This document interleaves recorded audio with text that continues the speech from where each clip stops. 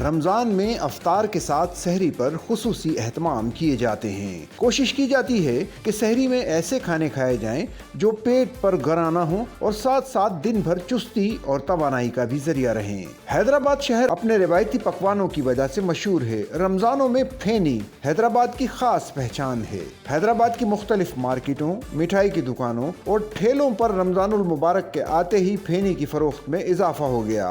फेनी की मकबूलियत का राज इसके लजीज जायके और इसकी मिठास में छुपा हुआ है। शहरियों का कहना है कि शहरी फेनी सहर के औकात में खाना पसंद करते हैं क्योंकि इसमें दूध, चीनी और मीठे का बेहतरीन इम्तिजाज होता है जो एक खुशगवार और तवानाई बख्श खुराक फराहम करता है। अगर सहर के औकात में दस्तरखान पर फेनी ना हो तो दस्तरखान अधूरा लगता है। फेनी का जायका इतना मुनफरिद और खुशबूदार होता है कि रमजान के महीने में इसकी मकबूलियत और भी बढ़ जाती है।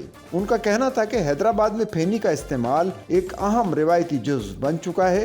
न सिर्फ ये मीठे के तौर पर खाई जाती है बल्कि फेनी प्यास की शिद्दत को भी कम करती है और ये मेहमान नवाजी का भी एक खास हिस्सा बन चुकी है। मेहमानों के दस्तरखान पर फेनी एक मीठे के तौर पर भी रखी जाती है जिसे हर कोई खाकर लुत्फ उठाता है।